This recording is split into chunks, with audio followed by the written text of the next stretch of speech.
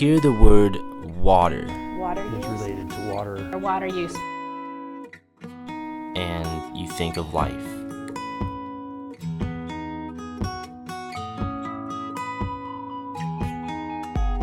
This ever possibility we have adapted ourselves into. Water holds us together. So how can we change the way we consume water?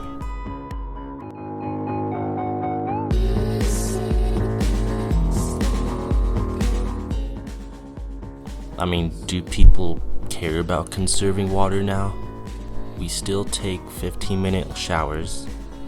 We water our lawn when it's 80 degrees out, so we're just using more water. We run dishwashers that aren't full. We don't repair leaky faucets. We put little amounts of clothes into our washing machines. I want to know what we can do to help conserve water better. I want to know what we can all do, a town like Windsor. If there's anything to do, any way to stop our inefficient abuse of using water before it gets too far.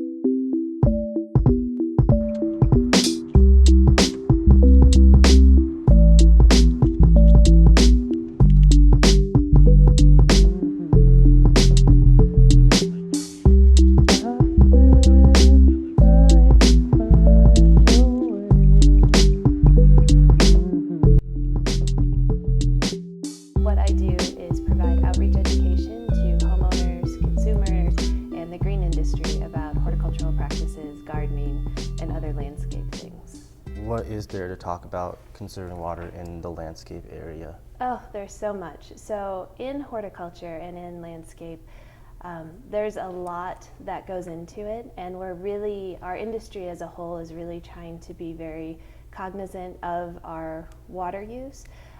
With Colorado, we have limited water. We're a semi-arid climate, and so we don't get a lot of natural precipitation in the form of rain or snow. And so when we have these major drought events, the last one was in the early 2000s, this season is looking not very promising. We have to make strides to provide the appropriate plant material, do proper practices, and then provide education to people about what they can do to help save water. Yeah, and that's another thing. Will changing just the plants you buy so they take up less water make a significant difference? It can, yeah. So the interesting thing about Colorado is that a lot of people move to Colorado from other locations. So I'm a transplant from Minnesota. And when you move from a place with a lot of precipitation to a place that doesn't have a lot, you have to adjust your gardening practices. And some of the drought-resistant plants, or even the natives, the ones that are considered xeric, which just means that they're low water using, it can make a big impact on your overall water budget. If everybody does a little bit, it will help save water. One big thing is to use the appropriate irrigation heads. So if you have a sprinkler system, there are more efficient heads that you can switch out. Some places offer rebates.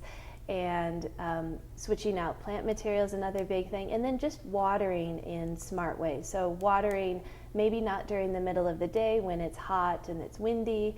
The general awareness is that we can continue to educate people on making appropriate plant choices and using irrigation systems that are more efficient, and using mulch. Mulch is a great thing to help, making sure that water doesn't run off or that you are watering your plants and not the sidewalk. Those are all things you can do.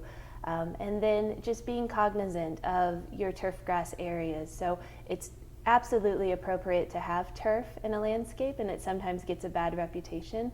But we need turf for recreation, for pets to play on. But you can minimize turf areas and make it adaptable for what you need. It's a group effort that everybody needs to invest in. So as a small town, they're making the appropriate strides, and I think they're looking at bigger entities like the city of Fort Collins, who has a very rigorous water conservation program.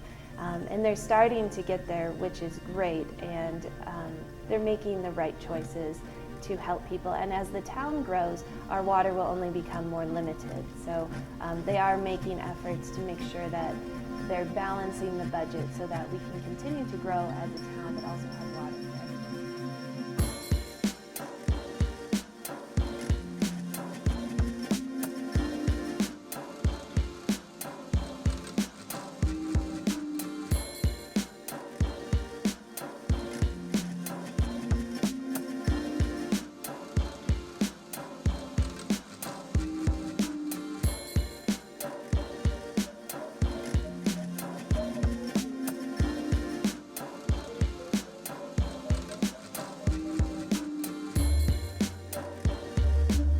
So explain the water conservation campaign that will be going on. Sure, so part of that is the garden in a box. People can get online and order those gardens. The town of Windsor provided $50, $25 gift cards essentially so that people could get a reduction on the price of their garden. And these are all Xeriscape gardens. We also have a Waterwise seminar that'll be happening in April to teach people how to take care of their lawns and plant their gardens and things like that using Xeriscape guidelines. We'll also be doing some rebate programs, probably rolling those out in June or July for toilet rebates and washer rebates. That's where you find the highest level of water conservation overall is through those rebate programs and giving people an opportunity to buy, lower level use washers and toilets and things like that. Another thing we have are these, it's a water conservation kit, and these are free at the town of Windsor, and we'll be providing them also out at the farmers markets this year. But it comes with all kinds of tools for water conservation. Now, everything in the water conservation kit is fairly easy to use. The water-saving nozzle flows at a rate of 2.5 gallons per minute. The kitchen or bath adapter flows at a rate of 1.5 gallons per minute. You just unscrew your existing one off and put the more efficient one on. The shower head flows at a max rate of 2 gallons per minute. Most shower heads do 2.5 gallons per minute. Using the disc squeegee will not only save you water, but it doesn't even use water. It comes with another faucet adapter that can swivel. This flows out a rate of 1.5 gallons per minute as well. Using the moisture meter is easy. Just put it in the ground and it'll tell you if the grass needs to be watered or not. This is what's called a toilet tummy.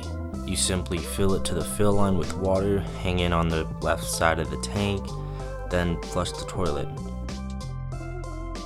Now if it interferes with any moving parts, place it somewhere else, but it will save you water every time you flush. The leak detection tablets are simple. Drop them in the tank, one at a time of course, wait 20 minutes and if colored water appears in the bowl, then you have a leak. So what's the most simplest way that anyone can do in Windsor to conserve water and save water better? Okay, one of the simplest ways is turning off your water when you brush your teeth. Really, you conserve a family could save up to 8,000 gallons a month by just turning off their water when they brush their teeth. Other things are taking a shower instead of a bath. A bath will take up to 70 gallons of water as opposed a week essentially compared to a 5-minute shower, and that would take just minimal amounts of water. As far as your grass, less watering and checking to make sure it actually needs to be watered. If you step on your grass and the grass springs back up, it means it doesn't need to be watered. But if your grass stays down and when you press on it, it means you need to water your grass. So what are some goals you have for better water conservation here? I think, because this year is our first year, I'm really wanting to see what programs the town of Windsor, the residents like, because it's the people have to like what they do and want to buy into the, whatever program it is. So as far as a goal, I think this year, my goal is to see what works. And, is it going to help us conserve water? And if it doesn't, then, we need to go back to the drawing board and see what programs we can use that will help us, conserve enough water to make a difference and to save the town some money and the residents money. We did these water conservation kits in 2013 and had 274 customers sign up. They had to come in, pick these up, sign up, and we tracked their water use for a solid year. If Windsor were really serious about conserving water, then why doesn't everyone have a water conservation kit? We would all be saving roughly 445 million gallons a year, and about $1,780,000 a year. And that's if everyone would be using it. So now, are we on supply and demand for water right now? No, not at this time. Not even close. Nope, not at this time. We've done it. We've got, our engineering department has done a really great job to make sure that we have an adequate water supply and purchase enough water to keep us going. We have some reserves online as well. So, there is water, but not enough to say that, one of the projects that we're working on is the Northern Colorado Integrated Supply Project.